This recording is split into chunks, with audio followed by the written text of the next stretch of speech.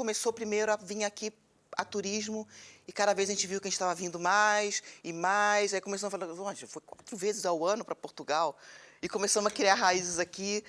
O coração começou a apertar toda vez que a gente ia embora. A gente falou, a gente tem que voltar, vamos ficar mais um pouquinho? Porque a gente se identificou, a gente adora Portugal. A gente adora a Europa no geral, né? Mas Portugal em especial, acho que pela língua também, pela proximidade da cultura, do povo. Então, foi uma decisão que a gente tomou, na verdade, esse ano. A gente, agora em janeiro, né, a gente, de fato, estamos na nossa casa, paramos de alugar casa, paramos de alugar carro. A gente tem agora o nosso canto aqui em Portugal. Então, a tendência é vir cada vez mais. E como é que vai trazer a sua medicina cá para Portugal? Então, a medicina é muito simples de eu trazer, porque, na verdade, eu preciso de um consultório. É muito mais... O que eu tenho que ver direitinho é a parte de realização de exames. Eu trabalho muito com produtos manipulados, personalizados, e isso não tem em Portugal. Então, eu tenho que ver como é que eu vou fazer isso com meus pacientes, que, por exemplo, as vitaminas, tudo isso é personalizado.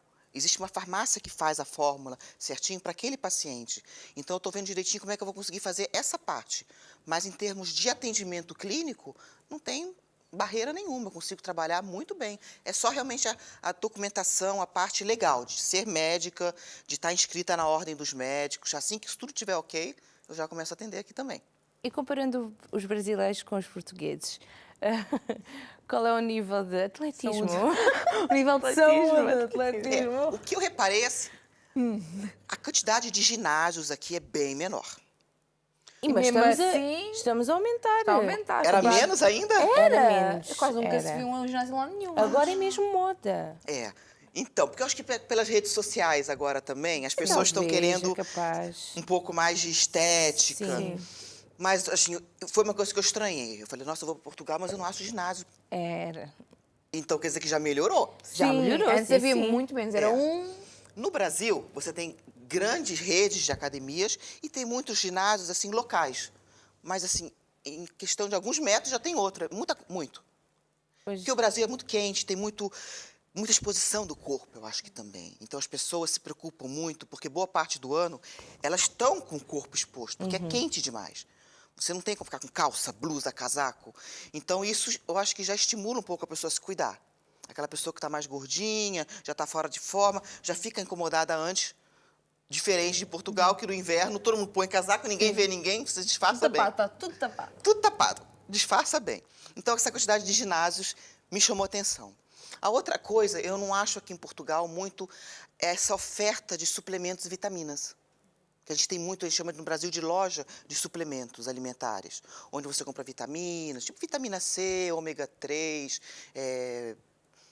zinco, magnésio, whey protein, creatina, glutamina, BCAA, um pré-treino, um termogênico, energético, isso tudo. Tanta coisa. Muita coisa mesmo, sim. Aí, no Brasil, isso tudo tem até em supermercados, nas redes de supermercados. E aqui eu não acho nada disso. Não é tão fácil. Não é sim. tão fácil. Mas, por outro lado, isso me deixa feliz, porque eu vejo que é um nicho, uma área aqui em Portugal pouco explorada ainda. E quem chegar tem um público que precisa disso. Vem cá, doutora Michela, Sim. solucionar isto tudo. Né? Então, tem uma demanda grande desse tipo de medicina, desse tipo de proposta. Né? Então, eu acho que é interessante até, devagarzinho, né? Criar minha clientela, as pessoas conhecerem, talvez trazer outros profissionais, ou treinar alguns profissionais portugueses mesmo, para trabalharem nessa área. Porque, de fato, não tem. Muito pouco. Quais são os principais erros que as pessoas cometem nesta área da medicina preventiva? Da medicina preventiva, eu não consigo ver, assim, erros. Mas na medicina convencional, naquela medicina que trata de doenças, que o paciente chega, de fato, com uma queixa no consultório e você tem que tratar aquele problema, eu acho que falta uma visão um pouco mais ampla do problema. O paciente, hoje em dia, entra no consultório do médico e fala, doutora, eu tenho dor de cabeça, cefaleia, todo dia. Ah, toma uma dipirona. Se não melhorar, você volta aqui. Dipirona é analgésico, né? A pessoa toma analgésico, é claro que vai passar a dor de cabeça. Mas se você não tratar a causa, a dor de cabeça vai voltar. Então, às vezes, a medicina convencional fica muito superficial. só no sintoma.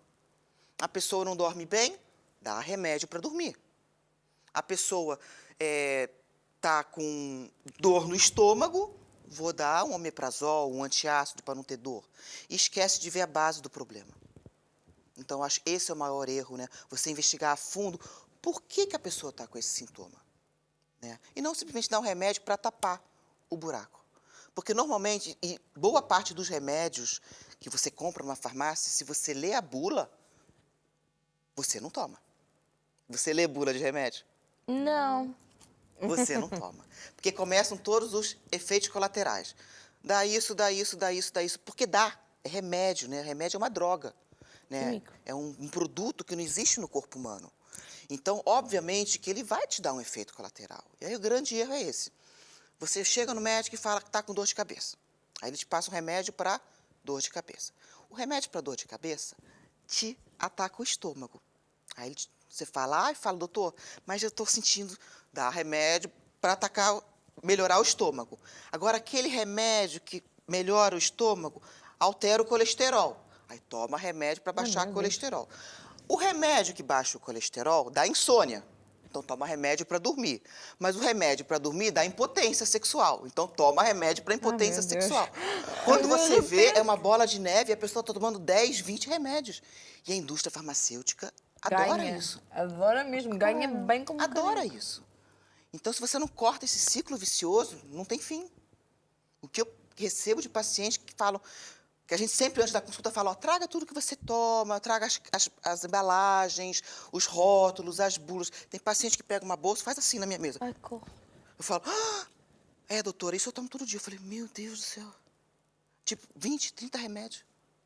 É um em cima do outro, um em cima do outro, um em cima do outro. Então, quando você começa a atuar na causa do problema, você resolve. É que nem, por exemplo, o homem que vai ficando mais velho e vai perdendo, por exemplo, a produção natural de um hormônio chamado testosterona. Né? O homem ele entra na franca andropausa, que é o equivalente à menopausa feminina. Então, começa a baixar o nível de testosterona gradualmente. E esse homem, que não é informado que isso acontece, começa a perder vigor, começa a ficar fraco, começa a engordar, principalmente nessa região do abdômen. Começa a ter um coração mais fraco, porque a andropausa enfraquece o coração do homem. Começa a perder a massa muscular. E quando vai no médico e fala, doutor, eu estou engordando assim, e eu não mudei minha alimentação, eu estou ficando meio mole, e estou fraco, acordo de manhã, eu estou meio cansado. O que você quer, rapaz? É a tua idade, olha só, você está com 50 anos, é assim mesmo. Olha para os teus amigos, está todo mundo assim. Aí ele olha e fala, está todo mundo assim, então é isso mesmo. E ele está, às vezes, numa franca andropausa, que é a queda hormonal masculina, que necessita de reposição. O grande problema da andropausa é que o homem não procura ajuda. Porque, primeiro, ele não sabe. Boa parte dos homens, se você parar na rua e perguntar, o que é andropausa? Não sei, é alguém? É um candidato político? É uma rua? É uma casa? Não sabe. Então, é falta de informação para o homem, por exemplo. Os homens não sabem que isso acontece. Ele começa a perder muito o interesse sexual. E aí começa a afetar a parte sexual. E aí, quando afeta a parte sexual, que ele procura ajuda. Só aí.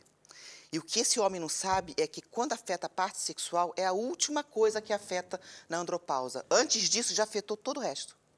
Coração, osteoporose, massa muscular, tendência à depressão, isolamento social. Esse homem, ele fica com muita oscilação de humor. Já ouvi falar, que esse homem é velho, velho é chato, velho é irritado. Porque a baixa testosterona deixa o homem instável emocionalmente. Então, ele fica muito irritado e depois de uma hora ele está muito melancólico, meio depressivo.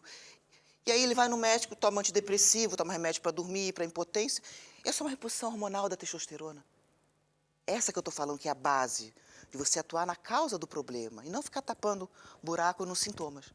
Então, acho que esse seria o maior erro, né, da medicina, é não querer resolver o problema. Mas a indústria farmacêutica não estimula isso também, né? Claro, não nos dá jeito, não é? A reposição hormonal é muito simples e muito barata. É mais fácil esse homem tomar 20 remédios. Para o coração, para a energia, para a depressão, para a impotência, para dormir, para acordar. E como é que funcionam as suas consultas? Então, a consulta é o seguinte, o paciente vem, as consultas de primeira vez costumam ter uma duração de aproximadamente 2 horas.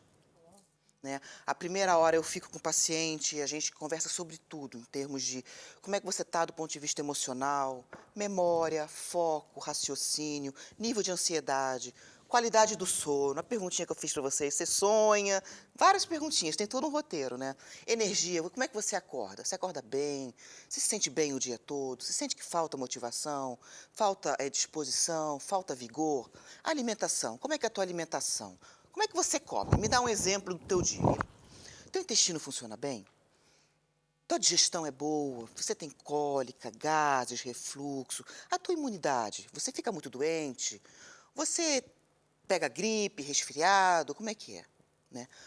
O teu corpo, né? Como é que você era quando jovem? O teu peso estabilizou? Aumentou muito uma vez? Baixou muito em algum momento? Hoje em dia você cabe nas mesmas roupas? Como é que você percebe tua massa muscular? Teu cabelo, como é que tá? Tua pele? A tua unha? A parte sexual, como é que você tá? Como é que tá a tua libido? Como é que tá o teu desempenho? Você se sente bem? Já foi melhor? Já foi pior? Então, histórico familiar também, né? Da tua família, assim. Que doenças que aparecem na tua família? Como é que tá teu pai? Como é que tá tua mãe? Você fuma? Você bebe? Então, é uma entrevista completa, que vai mais de uma hora, às vezes. O paciente gosta de falar, então... Ele Então conta fica. conta da mãe, conta do cachorro, do gato, e aí vai embora. E a gente realmente faz uma varredura de exames, né? É um exame de sangue bem completo, que a gente vê toda a parte hormonal, todas as vitaminas, como é que está o coração, o fígado, o rim. E a partir desses exames, eu faço uma associação com todas as queixas que ele tem, e aí a gente traça todo um equilíbrio hormonal e um equilíbrio do organismo como um todo. Não uso remédios, sou completamente contra remédio. É claro que se o paciente vem tomando remédio para alguma doença, eu não sou também louca de falar para de tomar, mas eu tento de alguma forma desmamar, que a gente chama, e retirando aos pouquinhos, conforme eu vou estabilizando ele. Então, a gente entra com uma proposta inicial de reposição de vitaminas, um equilíbrio hormonal, né? E isso é medicamentoso mesmo, né? Comprimido, cápsula. A reposição hormonal normalmente é em forma de um gel de ultraabsorção, é feito pela pele. Cada paciente tem uma proposta individualizada, com as suas doses, com a sua necessidade. Então, um tratamento muito exclusivo, diferente de você ir na farmácia comprar um comprimido que todo mundo toma igual, né? Por exemplo, um Centrum, que é um multivitamínico que existe, né? Que todo mundo toma igual. Você toma, eu tenho não sei quantos quilos, você tem tantos quilos, o homem toma igual da mulher, que um come carne, o outro não come carne, um come fruta, o outro só come peixe, e todo mundo toma a mesma vitamina? Não pode. Tem que ser personalizado de acordo com a necessidade de cada um. Então, a gente traça essa primeira proposta, e depois repete os exames, vai avaliando como é que a pessoa está se sentindo.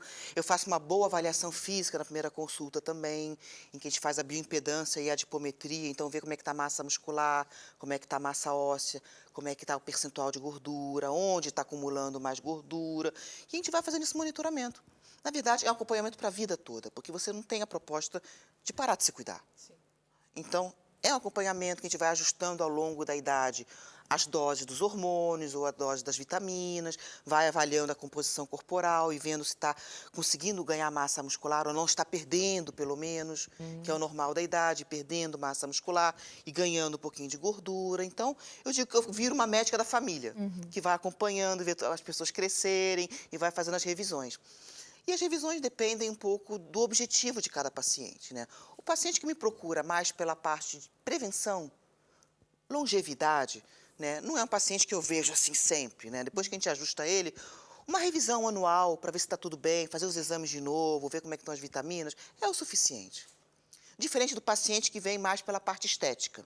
Então, a jovem que entrou para o ginásio e agora ela quer emagrecer, ficar com mais cinturinha, quer ficar mais durinha, aí é um acompanhamento que eu vejo mais frequentemente, às vezes de 3 em 3 meses, para ajustar a dieta, para ajustar a parte hormonal. Então, depende da proposta do paciente, né? Se ele tem esse foco estético ou se é mais a parte de anti-aging.